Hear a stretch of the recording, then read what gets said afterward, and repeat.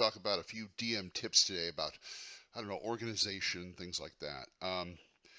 I have not DM'd or GM'd as much as I'd like. I don't think anybody does that as much as they'd like. But I'm actually got a system down now.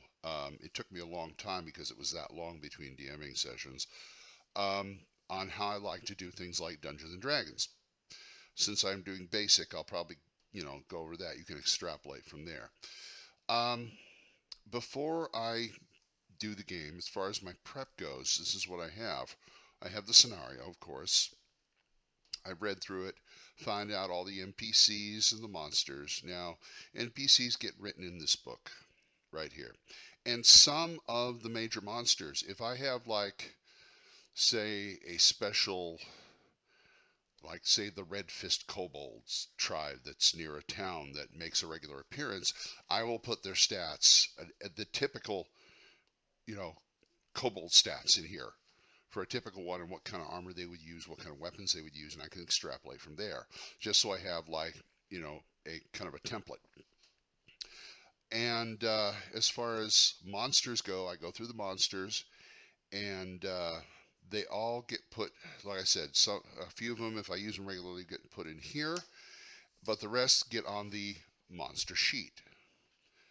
If you can see it, this is my D&D monster sheet. I made it double-sided, and I use this during the game.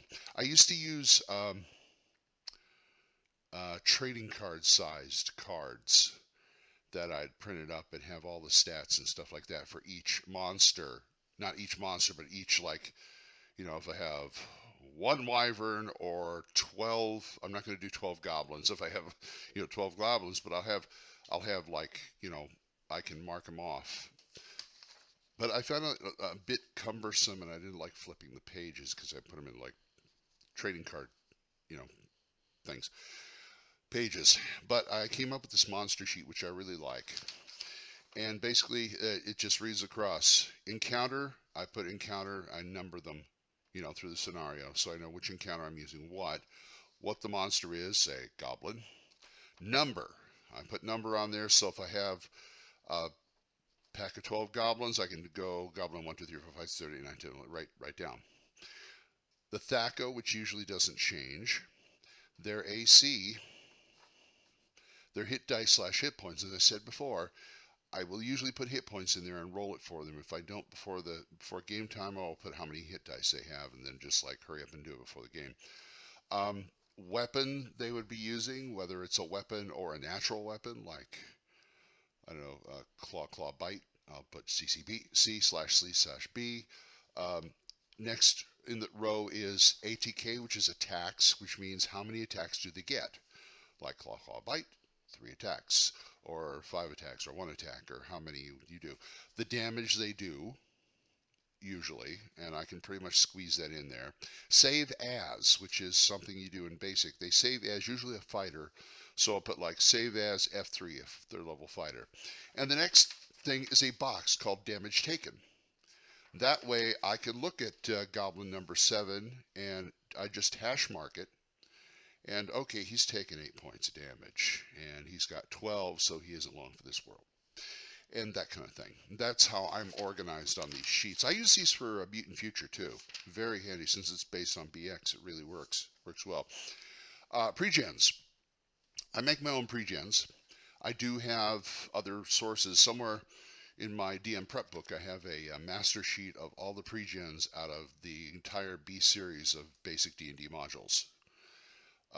Once in a while, sometimes I use that if I'm really pressed, but I usually like using these cards. These are cards based on the old D&D character sheet that I made, double-sided.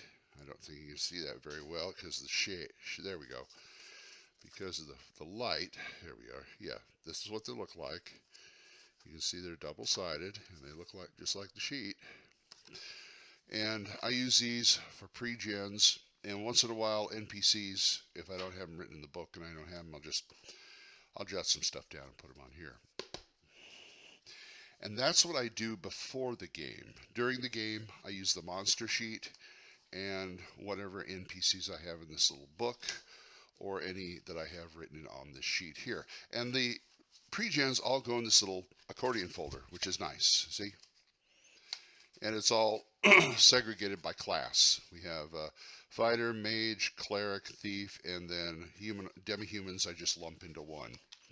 That way, because like on my worlds, we have gnomes, we have half-orcs, so I can lump them in there since it's racist class, which is one of the shining advantages of racist class, at least from the DM's perspective. Um, and that's what I do for a game. And it makes the game run a lot smoother. What I really wish I had was something to keep track of time. I know there's a time tracker out there that I got that I just haven't printed out and used. It's a wheel.